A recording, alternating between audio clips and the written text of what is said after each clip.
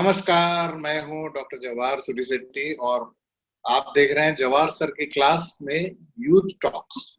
Youth talks में हमारे साथ आज बहुत ही जाना पहचाना नाम है पवन शंकर। ये एक एक्टर है, आपने एकता कपूर की सीरियल्स में देखे होंगे, पिक्चरों में देखे होंगे, एड्स में देखे होंगे और कई लोगों को ये पता नहीं होगा कि ये एक एंटरप्रेन्योर भी है।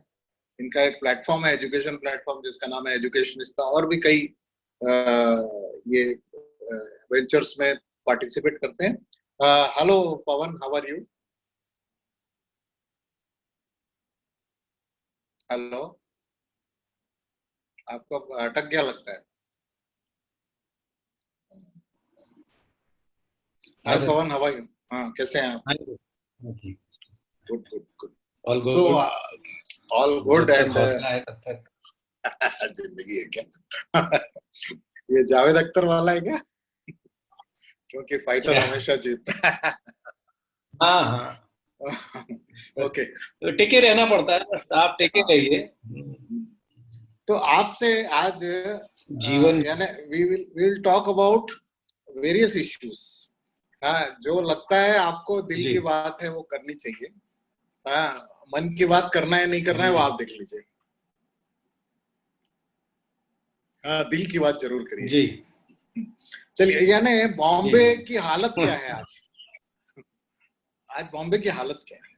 बॉम्बे में ये है कि आप कोशिश करें कि आप बीमार ना पड़े, क्योंकि आप बीमार पड़ेंगे तो आपको बाहर क्या ट्रीटमेंट मिलेगा। बड़े बड़े लोग, महानुभाव लोग जिनकी बहुत पहुंच है, उन तक लोगों को भी जगह नहीं मिल पा रही है। अब थोड़ा सा ऑर्गेनाइज करने की कोशिश की इन लोगों ने कि कहाँ कितने बेड्स खाली हैं, होर्डिंग्स लगा दिए सब जगह। कहाँ कितने, आप ये डायल करें 1916 करके डायल करें तो आपको पता लग जाएगा बेड कहाँ पे है हॉस्पिटल का। अभी थोड़ा ऑर्गेनाइज करने की कोशिश ओके कर ओके। रहे हैं, लेकिन फिर भी बेड्स नहीं है और वेंटिलेटर्स की कमी है। 1% 5% ऐसे कुछ कैपेसिटी बढ़ा रहे हैं ये लोग, लेकिन ये कि बीमार ना पड़े। बॉम्बे की स्थिति ये है कि आप जब तक बीमार ना पड़े तभी तक ठीक। ठीक है। और मान लीजिए कि ये स्थिति रहती है, तो इट्स अ फाइनेंशियल कैपिटल। हाँ, तो जी do you think that that tag of financial capital will be affected? Sir, देखिए क्या होता है कि बॉम्बे सिर्फ बॉम्बे से नहीं चलता। बॉम्बे में बहुत चीजें लिंक रहती है। लोग बॉम्बे में रहते हैं, व्यापार छोटे शहर में करते हैं, व्यापार विदेशों में करते हैं। सिर्फ बॉम्बे बॉम्बे पर से का व्यापार नहीं रहता। व्यापार is inter state, inter country, तो उस वजह से बॉम्बे इफेक्ट होगा तो फाइनेंशियल कैपिटल इफेक्ट तो बिल्कुल होगा, और साथ साथ छोटे शहरों में भी इफेक्ट आएगा, क्योंकि बॉम्बे से ही सारी चीजें चलती हैं। Okay okay. तो यानी there is a risk to that tag. दंड तो पड़ेगा ही। बिल्कुल बिल्कुल बिल्कुल सर। और मुझे लगता है कि वापस आने में, प्री कोविड टाइम्स आने में सालों भी लग सकते हैं। ओके।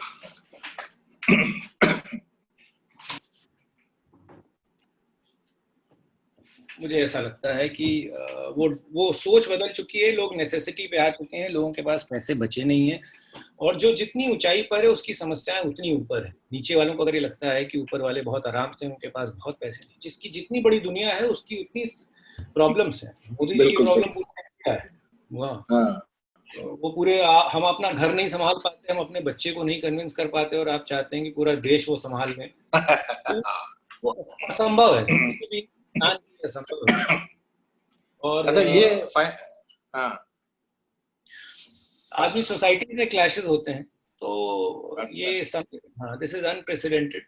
ये आदमी के विचार मिलना, और कोई इसको संभाल नहीं सकता है। जो चीज हुई नहीं है उसके बारे में क्या, अभी भी कुछ क्या बोल गारंटी नहीं सकते है, हैं? क्या बोल पता नहीं सकते है। हैं? कोई इन्वेस्टमेंट नहीं करना है किसी को, बस ये मान के चले जो सैलरीज अच्छा, नहीं। लोगों फाइन। को लगता था, दे नहीं रहे हैं सैलरीज। नहीं नहीं, लोगों को लगता था कि उनके पास बहुत पैसे हैं। बिजनेस क्या रोलिंग से चलता है सर, इधर से आया हाँ उधर गया, इधर से आया उधर गया। अब उधर से आ नहीं रहा है तो मैं अपने वेंडर्स को नहीं दे सकता। गुजरात में हमारे कुछ दोस्त हैं, वो सब यही कह रहे हैं कि वो अपने वेंडर्स को नहीं दे पा रहे, रिश्ते खराब हो रहे हैं। लेकिन सब समझ भी रहे हैं, लेकिन बिजनेस तो 2 साल, 1-2 साल तक नॉर्मलिटी आई, झटका है, नॉर्मल झटका है ये। अच्छा, ये फाइनेंशियल कैपिटल के अलावा ये फिल्म नगरी है, वो जी। तो ये फिल्म नगरी में जो अभी अभी के जो घटनाएं हैं, हाँ, क्या ये फिल्म नगरी क्रम्बल हो रहा है क्या? Is it crumbling? सर देखिए, मेरा मानना ये है कि फिल्म नगरी क्या है, आप भी इसके हिस्सा रहे हैं कहीं ना कहीं। और फिल्म चूंकि मीडिया है, फिल्म चूंकि कैमरा है, कैमरे से पूरी दुनिया देखती है, वो लोग लाइमलाइट में रहते हैं, इसलिए चीजें सामने ज्यादा दिख कर आती हैं। हकीकत में हर जगह ऐसा होता है, कहाँ पर सरकारी नौकरी में सिफारिश नहीं लगती। आप बता दीजिए ना, किस जगह लोग रिकमेंडेशन यूज नहीं करते, किस जगह सिफारिश वर्ड ही आया है और सिफारिश से ही काम होता रहा है। वो सब जगह तो बॉम्बे इंडस्ट्री में भी, फिल्म इंडस्ट्री में भी है। लेकिन हमारी इंडस्ट्री में आप 4 लोग हैं, इतना ही फर्क है। 4 लोग हैं, कोई करोड़ों का रुपए अपने बेटे पे नहीं लगाता। कोई करोड़ों रुपए हमारी इंडस्ट्री में अपने बेटे पे नहीं लगाता, नहीं तो उदय चोपड़ा बहुत बड़े स्टार हो चुके होते। ठीक, अगर आपके अंदर टैलेंट नहीं होता, अभिषेक बच्चन भी सुपरस्टार होने चाहिए थे, ठीक है, लेकिन कोई भी एक बार लगाएगा पैसा, वो दोबारा नहीं लगाएगा। कोई सस्टेन जो कर रहा है इंडस्ट्री में, वो टैलेंट से ही सस्टेन करेगा। तो जो लोग कह रहे हैं कि वो कुछ अपने अंदर आदमी नहीं देख पाता है, आदमी अपनी गलतियों को नहीं देख पाता है कि जब उसने संबंध बनाने की कोशिश की तब आपने कैसे रिस्पॉन्ड किया, उसको बुरा लग गया। भाई वो तो रियल लाइफ में भी होता है, बुरा लग गया, आप इसकी कटिंग करेंगे तो कटिंग होती है, जाहिर सी बात है। फेवरेटिज्म इतना फर्क है, जैसे 4 लोग मेरिट पे हैं और कोई बहुत अच्छा है, और अच्छा है तो बहुत अच्छे का नहीं दिखाया, लेकिन अच्छे का दिखाया। सर अच्छा तो दिखाना ही पड़ेगा, नहीं तो उसकी नौकरी चली जाएगी जो किसी को रिकमेंड कर रहा है, जिसको आप लाइक करते हो। हम लाइक करते हैं, उसको प्रमोट करते हैं, सीधी सी बात है। और सब लोग बाहर के हैं, कोई यहाँ का नहीं। अमिताभ बच्चन भी कभी किसी जमाने में इंडिया इंडस्ट्री खुद ही आए थे ना। अब उनको ये प्रिविलेज है, उनकी फैमिली को प्रिविलेज है, तो ये सब कहने की किसी ना एक को तो संघर्ष करना पड़ेगा सर। नहीं, इकोनॉमिकली फिल्म इंडस्ट्री किस हालत में है सर? सब कुछ बुरे हालात में है। क्या होता है कि फिल्म इंडस्ट्री को भी पैसा बिजनेसमैन देता है, इंडस्ट्रियलिस्ट देते हैं। अगर आपके पास टेलीविजन शो कैसे बनेगा, अगर एड्स नहीं आएंगे टीवी पर, तो प्रोड्यूसर, चैनल के पास पैसे कम होंगे, चैनल के पास क्या पैसे कम होंगे, तो वो प्रोड्यूसर को कम देगा, producer casting director production house को कम देगा, वो एक्टर्स को कम देगा। तो पूरी चेन है सर। मतलब सब जब अब टीवी पे एड, जब बिजनेस कर ही नहीं रहा हूं तो मैं बाकी एड्स करके टीवी पे पैसा कह रहा, तो बेसिक पे रह जाऊंगा। तो सब कुछ पे कमी आएगी, प्रोग्राम कम बनेंगे, ओटीटी प्लेटफॉर्म उस पे भी कम बनेंगे। ओटीटी को भी तो पैसे चाहिए ना, लेकिन जब मैं बिजनेस ही नहीं कर रहा हूँ तो ओटीटी को पैसे कहाँ से मिलेंगे? बिजनेसमैन ही तो देता है पैसे।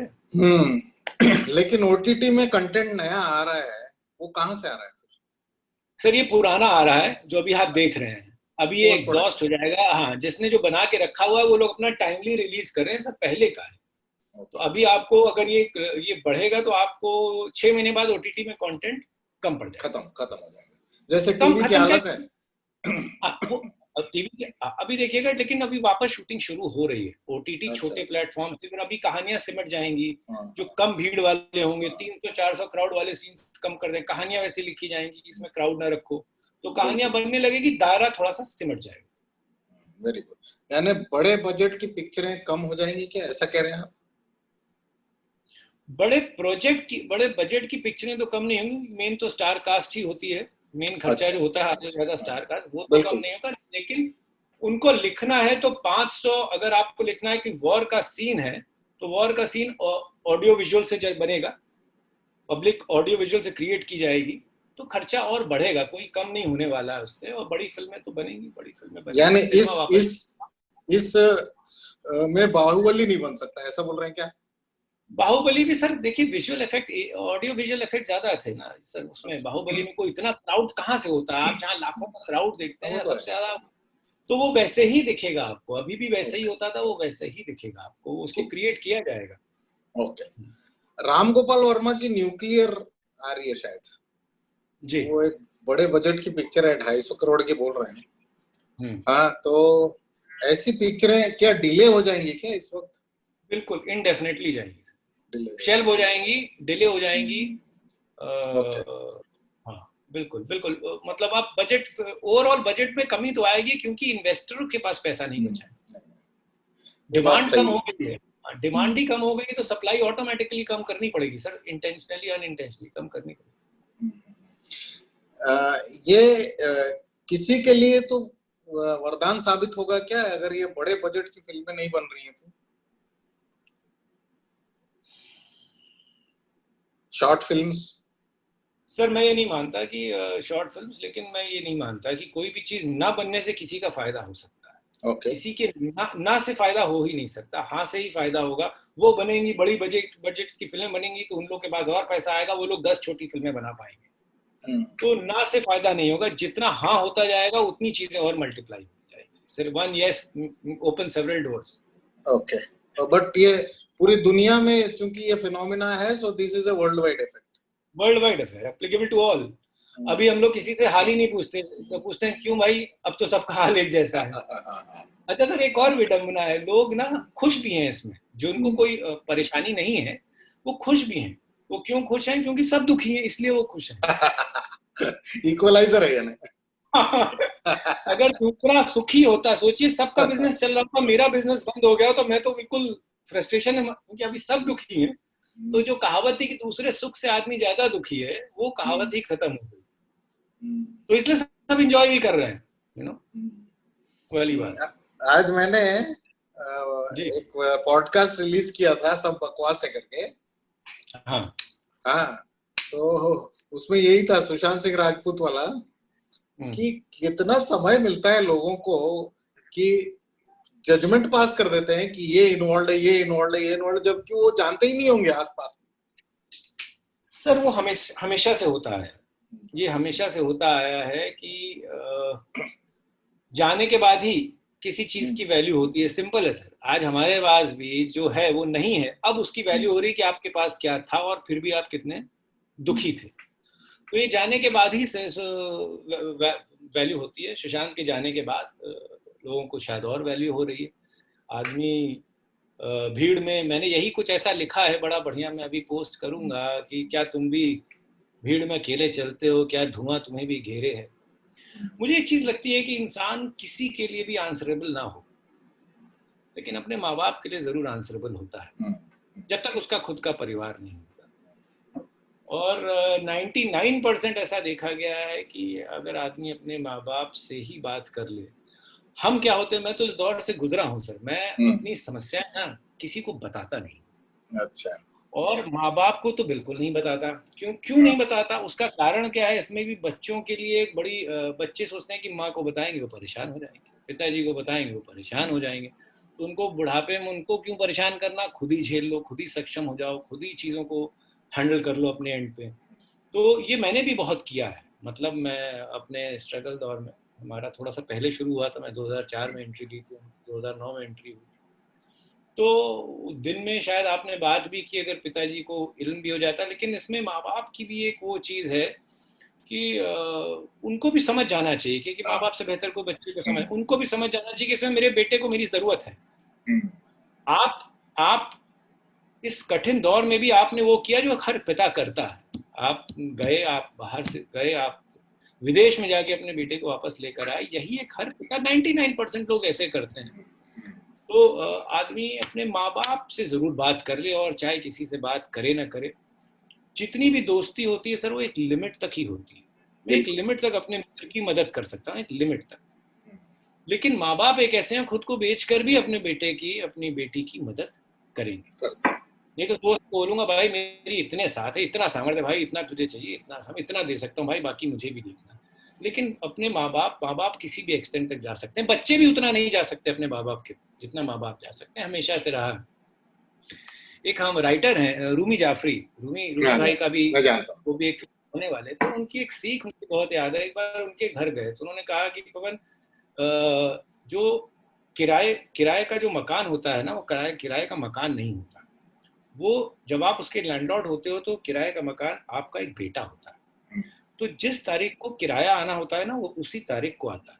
नहीं तो असली बेटा भी पहले तो बोलेगा 1 तारीख को पैसा भेजता हूँ, फिर वो बोलेगा पापा थोड़ी दिक्कत है 7 तारीख तक भेजता हूँ, फिर 2-3-4 महीने बाद बोलता है पापा 15 तक भेजता हूँ, पापा एक खर्चा आ गया है 15 तक भेजता हूँ, फिर 1 महीने का गैप हो जाता है, पापा इस महीने गाड़ी ले लिए, थोड़ा वाइफ की प्रॉब्लम हो गई है, कुछ ये हो गया है, वहां पे कुछ इन्वेस्टमेंट करना था, तो 1 महीने बाद भेजता हूँ। लेकिन किराए का मकान, हर किराए का मकान आपका एक बेटा है। और वो आपको समय पे ही किराया देगा। तो जितने आप किराए के मकान अपने बेटे के रूप में परिवर्तित करते चले जाएंगे, उतना ही आप आनंद में रहेंगे। तो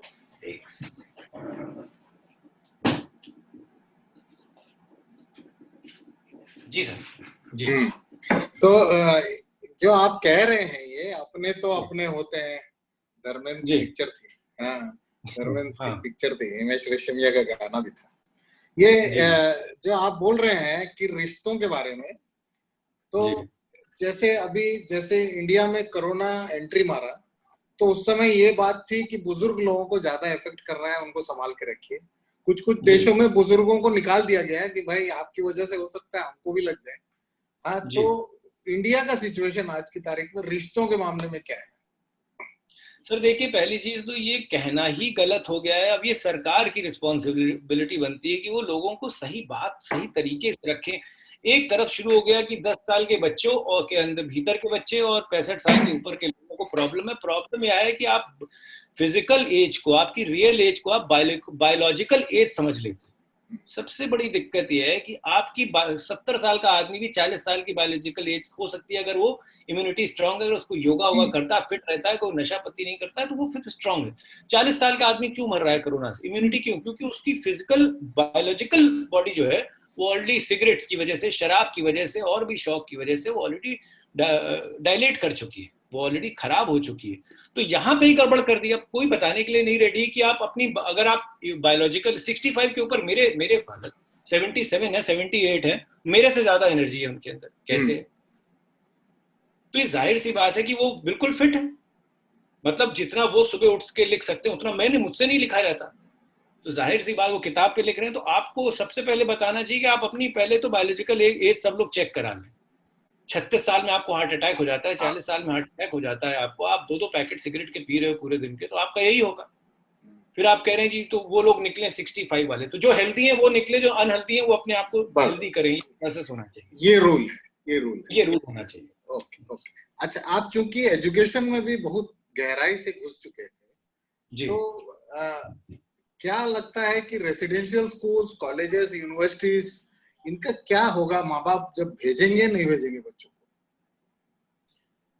इस साल तो भूल जाइए सर। ओके। लोग सेशन कॉम्प्रोमाइज करने के लिए भी रेडी हैं, और रेसिडेंशियल स्कूल्स के लिए बहुत मुश्किल है। मुझे ऐसे ऐसे फोन आने लगे हैं जो फोन नहीं आते थे। मतलब ऑफ सीजन है इस समय, हम लोग का ऑफ सीजन है, और फोन आने लगते हैं कि क्या हो सकता है, क्या किया जा सकता है। आप खुद सोचिए, आप अपना बेटा, बड़ा सिंपल है लाइफ, लोग उसको कॉम्प्लिकेट कर देते हैं। आप अपने बेटे को भेजेंगे, आप अपने बेटे पूरे विदेश में जितने बच्चे सबको वापस लेके चले आए, कुछ लॉकडाउन के पहले चले आए लेके। हमारी सोसाइटी में इतने लोग विदेश में पढ़ते हैं, हमारे फ्रेंड्स के बच्चे सब जा जाके वापस ले आए। कोई खुद आ गया, कोई आ गया, कोई 22 को आ गया, कोई 21 को आ गया, कोई 23 को आ गया, 24 के पहले आ गए, कुछ लोग खुलने के बाद आए। शैलेश लोढ़ा हमारे वो जो एक्टर है तारक मेहता वाले, वो उनकी बेटी सिंगापुर में फंसी हुई थी, वो जब वापस फ्लाइट 2 महीने बाद खुली तब वो उसको लेकर आए उस फ्लाइट से। तो 2-2 महीने आदमी जो परेशान रहा है। तो बोर्डिंग स्कूल की इनटेक तो नहीं बढ़ेगी, लोग बोर्डिंग के पैसे भी नहीं देंगे। तो it will be a very tough phase for residential schools during this year till the time things normalize. Okay. अब रह गया इसमें, चूंकि बच्चों का एजुकेशन कॉम्प्रोमाइज नहीं होना है तो ऑनलाइन चालू है। लेकिन जैसे महाराष्ट्र गवर्नमेंट ने बोला है कि क्लास 2 तक ऑनलाइन नहीं होना चाहिए। हाँ, कर्नाटका ने बोला है क्लास 5 तक ऑनलाइन नहीं होना चाहिए। छत्तीसगढ़ ने बोला है ऑनलाइन नहीं होना चाहिए, और होगा भी तो उसकी फीस नहीं लेनी चाहिए। तो व्हाट इज प्रॉपर? होना चाहिए? नहीं सर, बिल्कुल। अभी ये आप बात ये नहीं समझ रहे। बॉम्बे में आज ही मैं जजमेंट पढ़ रहा था, बड़ा सेंसिबल जजमेंट था कि आप ये बताइए कि एक तो हमारे बच्चों के स्कूल ऑनलाइन शुरू हो चुके हैं, रेसिडेंशियल स्कूल्स में एक और बात कहनी थी कि अगर मेरा बच्चा 2 लाख में पढ़ रहा है तो मैं उसको 10 लाख के रेसिडेंशियल स्कूल में नहीं भेजूंगा, क्योंकि मेरे पास पैसे ही नहीं बचे हैं कि 8 लाख और खर्च कर सकूं। एक तो ये हो गया। दूसरा, ऑनलाइन पे और ज्यादा खर्चा करना पड़ रहा है। ऑनलाइन पे जिस स्टाफ के पास कंप्यूटर नहीं है उस स्टाफ को कंप्यूटर देना पड़ रहा है। जिस स्टाफ के पास अवेयरनेस नहीं है उसको ट्रेनिंग देनी पड़ रही है। पीपीटी कैसे बनाते हैं। मैंने देखा एक हिंदी की टीचर थी, वो मराठी टीचर थी, उन्होंने ऐसी फोटो जैसे हम लोग फोन पे खींच के भेजते हैं, वो बच्चे को समझ ही नहीं आ रहा है। तो ये चीजें अपग्रेड करनी पड़ेगी। बचता क्या है उसके पास? बोर्ड स्कूल के ओनर के पास सिर्फ बचता है बिजली का खर्चा एक बचता है, लेकिन वो खर्चा जो बचता है, अगर वो स्टाफ को पूरी सैलरी दे रहा है, उसके परिवार को अफोर्ड कर रहा है, 10-10 साल से स्टाफ है, तो उसके कोई खर्चे बच नहीं रहे जो सरकार बोल रही है। हाँ, बोर्डिंग के पैसे आप मत लें, लेकिन पेरेंट्स को बोर्डिंग को उससे कोई मतलब नहीं, पेरेंट्स को भी इससे कोई मतलब नहीं। वो कह रहे हैं कि आप अपने स्टाफ को सैलरी कैसे दें, क्या दें, लेकिन ऑनलाइन एजुकेशन होनी चाहिए। लेकिन क्लास 2 तक बच्चे नहीं एब्जॉर्ब कर सकते, क्लास 2 तक तो समझ में आता है, 3rd ऑनवर्ड्स बच्चे एब्जॉर्ब करना शुरू कर सकते हैं। तो मुझे लगता है कि क्लास 2nd तक इसको ना किया जाए और उनको होम स्कूलिंग एक कॉन्सेप्ट है, आप बहुत अच्छी तरह उससे वाकिफ हैं। होम स्कूलिंग कॉन्सेप्ट है कि पेरेंट्स को भेज दिया जाए कि आप खुद अपने बच्चों को पढ़ा लें क्लास 2 तक, और क्लास 2 तक कौन से एग्जाम्स होते हैं, क्या एग्जाम्स होते हैं, तो उनको पेरेंट्स की रिस्पॉन्सिबिलिटी कर देनी चाहिए। खाली एनुअल एग्जाम में करवा देना चाहिए, वो भी ऑप्शन पूछने वाला। लेकिन 3rd ऑनवर्ड्स ऑनलाइन करना ही पड़ेगा, यही ऑप्शन है। जो नहीं करेंगे वो बैठे रह जाएंगे। और हाँ, ये बात सही है कि अब जैसे बहुत बड़े स्कूल्स हैं, जैसे जिनकी फीस डे स्कूल में भी 10 लाख के ऊपर है, वो ऑनलाइन पे इतना पैसा क्यों ले? बिल्कुल सही बात है। डे स्कूल्स 2 लाख रुपए ले रहे हैं तो समझ में आता है बॉम्बे ऐसे शहर में, लेकिन आप आज भी 10 लाख 12 लाख रुपए ले रहे हो ऑनलाइन स्कूलिंग चलाने के लिए। वहां पे आज आपकी रेट में उन हाई एंड स्कूलों को भी कॉम्प्रोमाइज करना चाहिए कि profitability for a time being during this pandemic इसको साइड में रख दें और बेसिक सर्वाइवल करें for both of them. Pandemic में आप कोई भी डिसीजन लोगे, आपकी कंपनी का पॉलिसी नहीं बन जाएगा, वो एक यूनिक प्रॉब्लम हुई है। तो उसके बाद जब रेगुलर हो जाएगा, आप फिर से अपनी फीस चार्ज कर सकते हैं, क्रेडिबिलिटी भी बनेगी। हमारे एक दोस्त एक स्कूल है सर बॉम्बे में, डे स्कूल, बहुत नामी ग्रामी स्कूल है। उसमें कल ही पेरेंट खूब तरह तरह की गालियां बक रहे थे कि 24 लाख रुपए 2 बच्चे के जूनियर केजी में 24 लाख रुपए में दे रहा हूँ। और ऑनलाइन ऑनलाइन और आईबी में क्या हुआ है सर, आईबी में भी तो क्लासेस भी नहीं शुरू हुए। हाँ, नहीं, फीस हो चुकी है, कैम्ब्रिज में तो क्लासेस शुरू हो चुके हैं। तो वो इतनी गाली बक रहे थे कल कि मैं बता नहीं सकता कि 24 लाख रुपए मेरे जूनियर केजी में 2 बच्चों के जा रहे हैं, मैं क्या करूं। तो लिमिट कर देना चाहिए कि ऑनलाइन पीरियड तक हम ये चार्ज करें। अभी सर जैसे हम भी बिजनेस शुरू करते हैं, आप खुद देखिएगा ना, तो होटल को कम करना पड़ेगा, सबको कम करना पड़ेगा, सबको एक लेवल रीबूट बटन दबाना पड़ेगा, जैसे होता है रीबूट। अच्छा, इसमें जैसे गवर्नमेंट ने 20 लाख करोड़ रुपए का ये दिया था, उसमें पैकेज, उस पैकेज में कहीं पे भी शिक्षा का कोई रोल नहीं दिखता है। हाँ, जबकि टीचर सफर कर रहा होगा कहीं ना कहीं। हाँ, लेकिन इंडस्ट्री जो कि प्रॉफिट कमाता है वो तकलीफ में है, मैं मना नहीं कर रहा हूँ, लेकिन उसको आप प्रमोट करोगे, लेकिन एक टीचर या एजुकेशन में कोई रोल नहीं दिखता वो 20 लाख करोड़ का। क्या सोचते हैं इसके बारे में? सर देखिए, 20 लाख करोड़ का एक्चुअली रोल तो शिक्षा क्या है, जिनको दिया गया है ना उनके लिए भी कोई रोल नहीं है सर। अच्छा, सब गिमिक है सर, ये गिमिक टॉफी है सर। आप टॉफी भी नहीं है सर, टॉफी भी तो खा मिल जाता है। सर आप ये बताइए कि मैं आपको कर्जा दे रहा हूँ, कर्जा दे रहा हूँ सर, कर्जे में तो इंटरेस्ट बनेगा, कर्जे से आपका मैं भला कैसे कर सकता हूँ। चलिए मैं कह रहा हूँ आपकी वर्किंग कैपिटल आपने बढ़ा दी, आपको लोन फ्री में दे दिया गया, आपको लोन दिया गया, फ्री में तो खैर कुछ नहीं दिया गया, लोन दिया गया, लेकिन मैं बनाऊं क्या जब उस चीज की डिमांड नहीं है। मैं सप्लाई पे और उधार लेके और माल इकट्ठा करके और इन्वेस्टमेंट लेके और इंटरेस्ट लोन लेके अपने सर पे बवाल ले लूं, और जबकि मेरा माल बिकने वाला नहीं, मुझे पता। कर्जा देके किसी का भला हुआ, पुराने साहूकार नहीं होते थे सेठ वाले, उसका बेटा आप दे रहा है, फिर उसका बेटा दे रहा है, उसका बेटा दे रहा है। तो टेक्निकली इंडियन गवर्नमेंट ने कोई हेल्प बिजनेस की नहीं की है। अच्छा, गांव में राशन पहुंचाए हैं, ये हमें खबर जरूर मिली कि गांव में राशन पहुंचाए हैं। बॉम्बे में यूपी के गांव तक में राशन पहुंच रहा है। बॉम्बे में भी छोटे तबके के लोगों को राशन मिला था महाराष्ट्र सरकार से, लेकिन अभी मुझे बताया हमारी स्टाफ ने कि वो भी अब बंद हो गया। तो आपने खाने के लिए दिया, वो उतना हेल्प हुआ है जो आपको 5-5 केजी इन लोगों ने राशन दिया, बस दैट्स द ओनली हेल्प, बाकी सब गिमिक है। मेरा धंधा चल नहीं रहा है सर, आप मुझे लोन दे के क्या करेंगे, मैं क्या करूंगा उसके पैसे का, सर आप बताइए।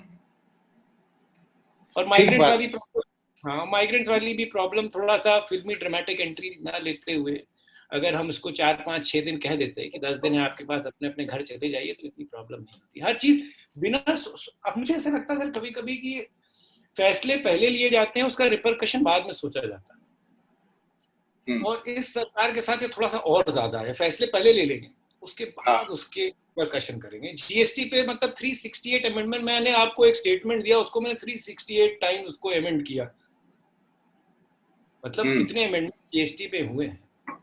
तो ये तो पहले दिन से देखा गया है कि आदमी को फाइनेंस की जो सर जो बैकबोन है वो गड़बड़ कंट्री की पहले ही गड़बड़ थी। एयर इंडिया की सैलरी फरवरी में भी नहीं दी गई, तो कोई वो नई बात नहीं है कि कोविड आने के बाद बिल्कुल बिल्कुल इकोनॉमी नहीं, ये इकोनॉमी बिल्कुल भी मतलब आपने हाथ ठीक कर दिया, पैर ठीक कर दिया, रीढ़ की हड्डी पे आपने गड़बड़ कर दिया, तो आदमी खड़ा ही नहीं हो पा रहा, इकोनॉमी खड़ी नहीं हो पाई। इकोनॉमी है तो सब है। तो अच्छा, और जो लोग बिना कोविड के पीरियड में जब नहीं संभाल पा रहे, मैं ये कहता हूं कि कोविड के बाद कैसे संभालेंगे, आप ये बताइए। मुझे एक चीज समझ में नहीं आ रही है कि मान लीजिए घर में बच्चे बैठे हैं, हाँ, कोई 9th में है, कोई 12th में, कोई कॉलेज में है, माँ बाप की तकलीफ तो वो देख रहे होंगे और समझ रहे होंगे। हाँ, कि अभी तक क्या था कि फाइनेंशियल रिस्पॉन्सिबिलिटी बच्चों को नहीं दिखती थी, माँ बाप दिखाते भी नहीं थे, हाँ, कि तकलीफ है मुझे, अब दिख रही होगी उनको। तो क्या कोविड की वजह से थोड़ा सा फाइनेंशियली रिस्पॉन्सिबल हो जाएंगे? मुझे लगता है फर्क पड़ेगा। मैं खुद अपने घर में फर्क देख रहा हूँ, तो मुझे लगता है कि फर्क पड़ेगा इस पे। और जो लैविश चीजें होती थी उस सब पे कंट्रोल करना। अब इनकम बंद हो गई तो पहली चीज क्या करेंगे हम? पहली चीज अपने एक्सपेंसेस कट करेंगे। मेरी कंपनी के 20 मोबाइल थे तो 10 को तो कोल्ड स्टोरेज में डाल दिया गया। सारे हर एंड पे खर्चे। टाटा स्काई जब टीवी चैनल्स ही नहीं चला है तो टाटा स्काई के चैनल्स को एडिट किया गया। पहले 6,500 एक टीवी, 4 टीवी हैं, 6,500 24,000 रुपए जाते थे। अभी टोटल एक टीवी का करीब 1,000-1,200 रुपए जाता है, मतलब 4,000 में साल का। तो वो चैनल जब प्रोड्यूस ही नहीं रहे कंटेंट, तो उनकी फी देने का क्या मतलब? सबने रिवाइज कर लिया होगा, सबने रिवाइज किया होगा अपना टाटा स्काई का। तो जो चीज हम तो बच्चों में फर्क आया है, लेकिन जो समझदार बच्चे हैं वो समझेंगे, और जो नहीं समझदार बच्चे हैं वो नहीं समझेंगे। अच्छा, किसी के समझ की जरूरत है, लेकिन जो ना समझ वाले भी हैं उनमें एक फीलिंग, भले ही एक्सप्रेस ना करें, लेकिन एक अंदर जो सबकॉन्शियस माइंड में फीडिंग होती है वो हो रही। अच्छा, ये आपने कहा कि जब टाटा स्काई के सभी चैनल में कंटेंट नहीं है या नया नहीं बन रहा है, तो ये जो आपने स्कूलों की बात कही है कि आपके ये खर्चे नहीं हो रहे हैं तो आप क्यों फीस ज्यादा ले रहे हो? हाँ, वैसे ही इनको भी कम नहीं करना चाहिए क्या, टाटा स्काई इनको? सर, बच्चों की पढ़ाई तो अलग है, टाटा स्काई तो अपने हाथ में, सारे अनसब्सक्राइब कर दिए, खत्म हो गया, वो तो अपने हाथ में है ना टाटा स्काई की। स्कूल के बच्चों वाले में तो आप कॉम्प्रोमाइज नहीं कर सकते, वो एसेंशियल्स में आ जाता है, इसलिए गाहे बगाए चाहे अनचाहे पेरेंट को पैसे देने पड़ेंगे। लेकिन मुझे नहीं लगता कि कोई पैसे इलेक्ट्रिसिटी के अलावा, आप बताइए कि और क्या स्कूल का एक्सपेंस कम हो रहा है एसी के अलावा?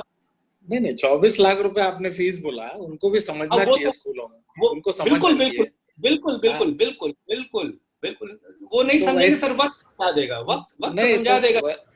वैसे ही टाटा स्काई को नहीं समझना चाहिए या किसी को भी कि मेरे पास कंटेंट नया नहीं है तो मैं क्यों ले रहा हूँ इतना, हम तो काट रहे हैं, उसको छोड़िए, उनको नहीं काटना चाहिए क्या?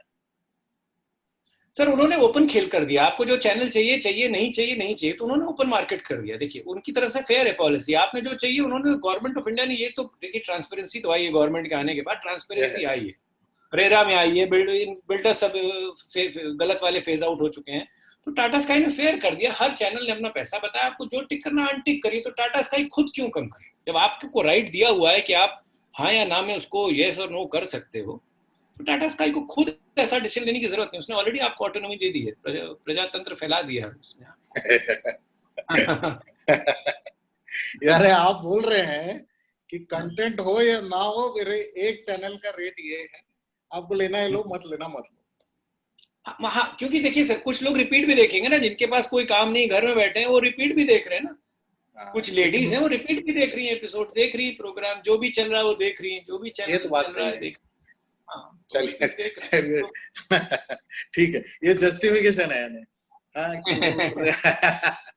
अच्छा, आगे चल के do you think what are the sectors जो आपको लगता है कि बूम करेंगे जब खुलेगा?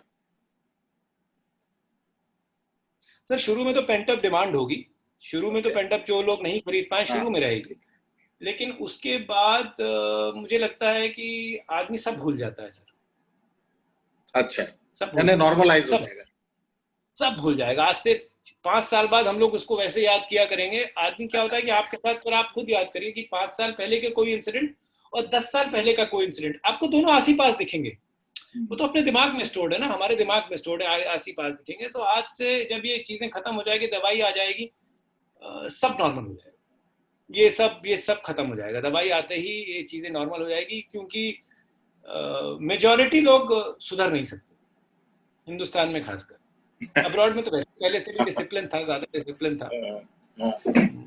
बॉम्बे शहर जो कि सबसे ज्यादा डिसिप्लिन शहर माना जाता है, उसमें भी इनडिसिप्लिन दिखने लगा है, उसमें भी इनडिसिप्लिन दिखने लगा। लेकिन पहले मतलब यहाँ तो कम से कम लाइनें लग जाती थी, यूपी बिहार में तो लाइन भी नहीं लगती है। तो ये देखा है, मैं जब बॉम्बे शुरू में छोटा था, आया था, देखा था कैसे लंबी लाइन सेकंड्स में लगती है, सेकंड्स में खत्म होती थी सर, क्योंकि सबका काम फटफट फटफट होता चला जा रहा है। तो बॉम्बे में भी इनडिसिप्लिन उसका कारण बहुत सा है कि जो बाहर के लोग आते हैं वो अपनी चीजें फैला देते हैं, ये भी एक कारण है, हम भी उनमें से एक हैं। चलिए sir, I think we had a good conversation. हाँ, मैं आपको लिंक पोस्ट करूंगा, and thank you very much, best of luck, stay safe. Thank you sir, thank you sir.